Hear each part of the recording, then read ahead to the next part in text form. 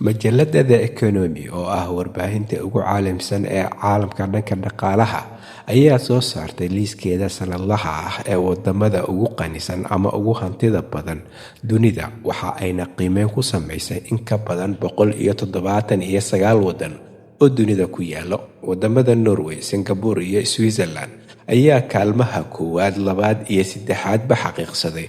Waxa ayna taa ku heleen marka loo eego celcelis ahaan dhaqaalaha ay wadamadaasi leeyihiin, wax soo saarkooda, wax iibsashadooda iyo sidoo kale maareynta dhaqaalaha dalalkaasi. Waxa ayna Norway, Singapore iyo Switzerland isku xigsadeen kaalmaha koowaad iyo labaad ee saddexaad ee dunida, dalalka ugu mushaarka, wax soo saarka iyo weliba iibsashada badan dunida.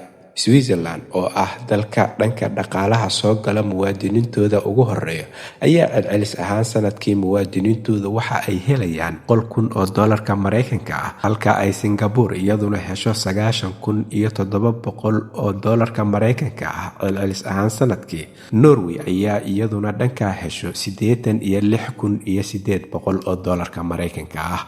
Hayeeshee marka loo eego nidaaminta dakhliga iyo sidoo kale wax iibsashada iyo maareynta maciishada ayay Norway kaga horeysaa dalalka. Switzerland oo ah kaalinta koowaad dakhliga muwaadiniinta ayaa maciishadeedu ay qaali tahay marka loo eego Norway iyo Singapore. Dhanka kale, Singapore ayaa iyadana Norway kaga hooseyso dhanka saacadaha shaqada.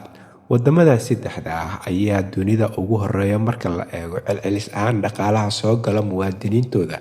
Hayeeshee waxa ay sidoo kale uga wanaagsan yihiin dunida dhanka saacadaha shaqada, maareynta maciishada iyo sidoo kale suuqa iibsashada.